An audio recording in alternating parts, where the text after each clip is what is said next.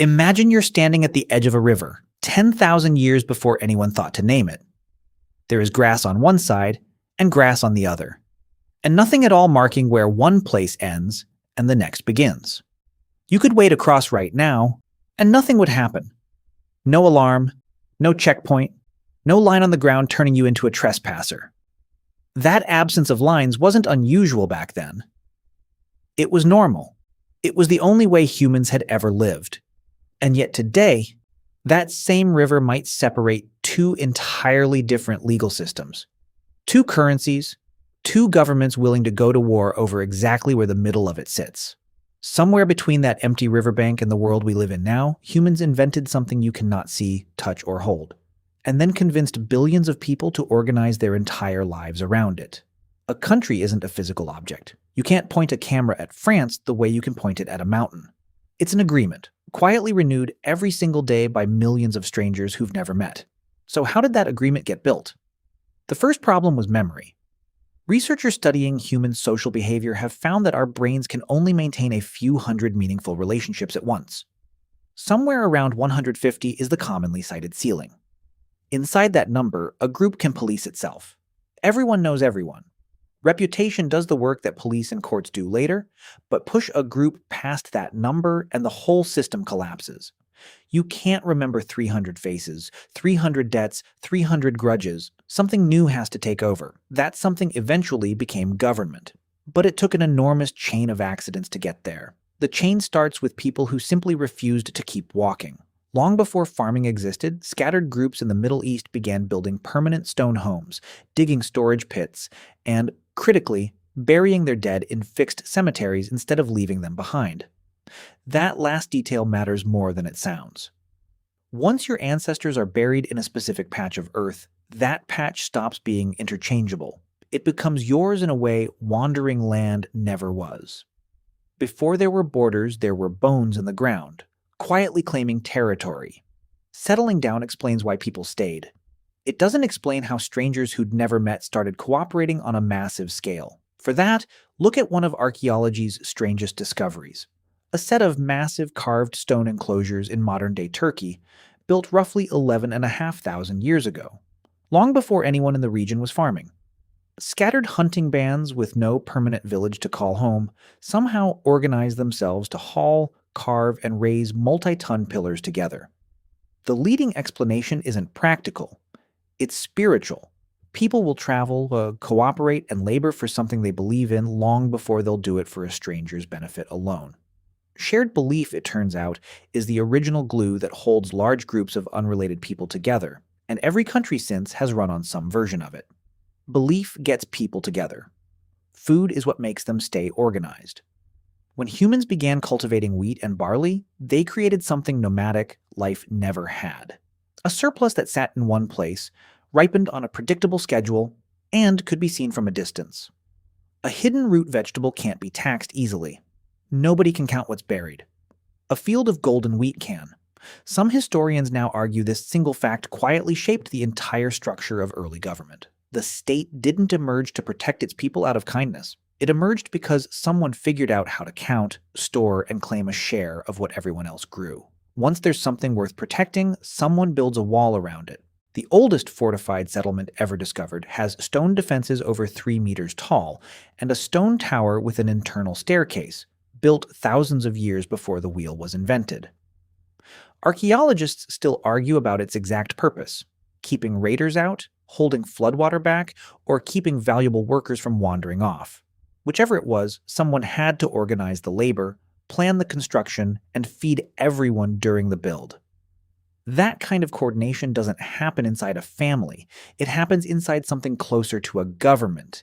And once food could be stored and defended, something changed that egalitarian societies had spent tens of thousands of years actively preventing: the rise of permanent inequality. In small mobile bands, anyone who got too full of themselves was mocked, gossiped about, or quietly frozen out, a built-in defense against tyranny. But surplus grain broke that defense. Whoever controlled the granary controlled who ate. Prestige stopped resetting with each generation and started getting inherited instead. Chiefs became kings. And a king, once you strip away the ceremony, is really just the first CEO of a territory. A king ruling a few thousand farmers is still nowhere close to a country, though. That required a leap in scale that personal authority alone couldn't manage. Southern Mesopotamia produced the first true city with a population that may have reached tens of thousands, far beyond what any single ruler could track by memory. To function at that size, the city needed something entirely new. A way to record who owned what, who owed what, and who had already been paid. That solution was writing. And contrary to the Romantic idea that writing began with poetry or scripture, the overwhelming majority of the earliest surviving written tablets are receipts, grain allocations, ration lists, livestock counts. Civilization's first written sentence probably wasn't profound. It was probably an inventory. Writing didn't just track debts between individuals, it started tracking territory between rulers. One of the oldest surviving political documents on Earth records a dispute between two Sumerian city-states over a strip of farmland, arbitrated by a third king who physically surveyed the land and marked the boundary with an inscribed monument. When the agreement was later broken, the resulting war was recorded in stone, complete with a divine curse against anyone who crossed the line again. Two governments arguing over exactly where one ends and another begins, backed by threats and monuments instead of lawyers. It's not so different from how border disputes get handled today. Not every early civilization built its state this way, though. In the Indus Valley, cities built centuries later covered a larger footprint than Egypt and Mesopotamia combined, with standardized bricks, weights, and drainage systems used consistently across enormous distances.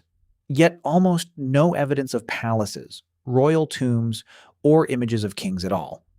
Some archaeologists suspect it may have functioned less like a monarchy and more like a confederation, held together by shared economic standards rather than a single ruler's authority. It's a reminder that country isn't one invention with one blueprint.